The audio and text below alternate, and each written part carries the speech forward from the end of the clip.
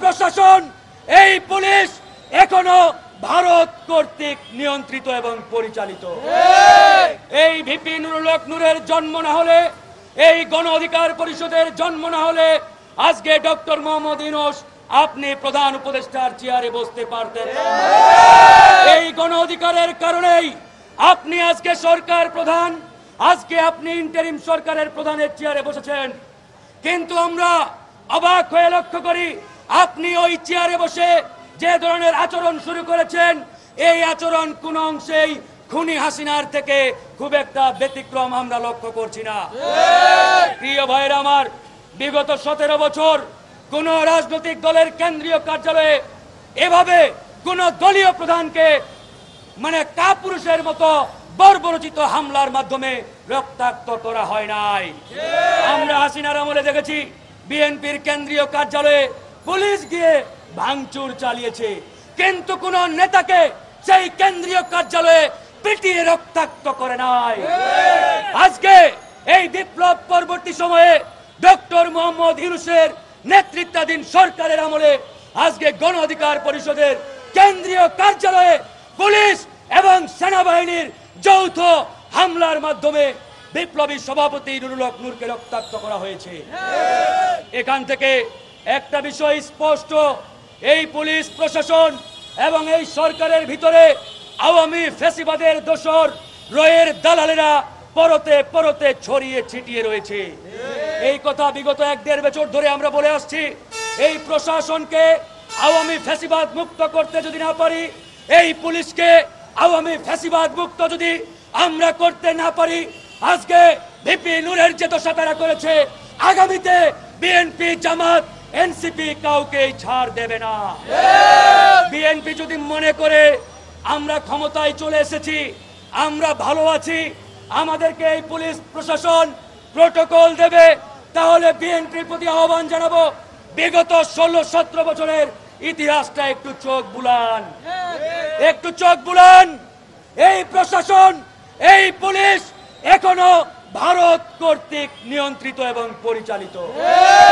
তাই এই পুলিশ প্রশাসনের মাধ্যমে বিপ্লবে অংশগ্রহণকারী রাজনৈতিক দলগুলো ভালো থাকবেন, এই আশা অন্তত কইরেন না। প্রিয় ভাইরা আমার, আজকে জনাব নুরুল হক নূর হাসপাতাল থেকে রিলিজ নিয়েছেন। আপনারা জানেন তার যে নাজাল বন ফ্র্যাকচার, অর্থাৎ নাকের উপরের যে হাড়, এই হাড় আমাদের শরীরে 206টি হাড় আছে, তার মধ্যে সবচাইতে সেন্সিটিভ এবং নরম হাড় বলা হয় এই নাকের উপর হাড়। এই হাড় ভেঙে কয়েকটি টুকরো হয়েছে, ফ্র্যাকচার, কয়েকটি ফ্র্যাকচার হয়েছে। এটার অপারেশন করা হবে, অপারেশন লাগবে। এই অপারেশন বাংলাদেশে হয় না, দেশের বাইরে এই অপারেশন করা হবে। আমরা প্রধান উপদেষ্টাকে জানিয়েছি যে ভিপি নুরুল হক নূরের একাধিক জটিলতা দেখা দিয়েছে, তার লিভারে জটিলতা দেখা দিয়েছে, তার আপনার এই ডান পাশের যে মাসেল, এই মাসেলেও ফ্র্যাকচার দেখা দিয়েছে। একাধিক জটিলতা থাকা সত্ত্বেও নুরুল হক নূরকে বিদেশে নিয়ে উন্নত চিকিৎসার কমিটমেন্ট এই সরকার দিয়েছিলেন আমাদের।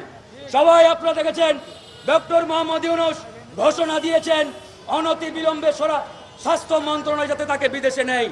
কিন্তু আজকে আমরা এই সরকারের যে টালবাহানা, যে গরিমসি, যে প্রতারণামূলক কার্যক্রম আমরা দেখছি, আমার মনে হচ্ছে সরকার চাই না ভিপি নুরুল হক নূর দ্রুত সুস্থ হোক। কারণ এই নূর সুস্থ হলে ভারতের যে পরিকল্পনা, রয়ের যে পরিকল্পনা, আগামী নির্বাচনে জাতীয় পার্টিকে তারা অংশগ্রহণ করাবে এবং প্রধান বিরোধী দল বানাবে, এবং জাতীয় পার্টির মাধ্যমে হাসিনাকে ফিরিয়ে আনবে এবং আওয়ামী লীগকে এই বাংলাদেশে আবারও তারা পুনর্বাসন করবে। এই পরিকল্পনা ভিপি নুররা সুস্থ থাকলে বাস্তবায়ন হতে দেবে না। এজন্যই ভারতীয় পরিকল্পনায়, এই পুলিশ প্রশাসনে রয়ের দালালদের পরিকল্পনায় এই সরকার চাচ্ছে না জনাব নুরুল হক নূর অতি দ্রুত সুস্থ হোক। এই জন্য তারা টাল বাহানা শুরু করেছেন। কখনো বলছেন সিঙ্গাপুর, কখনো বলছেন চায়না, কখনো বলছেন অমুক জায়গায় তমুক জায়গায়। এই যে ভণ্ডামি, প্রতারণা কেন করছেন আপনারা? আমরা আপনাদের বলেছিলাম যদি আপনারা সহযোগিতা করতে পারেন তাহলে বলেন, আমরা আপনাদের দয়ার উপরে আমরা তাকিয়ে নেই।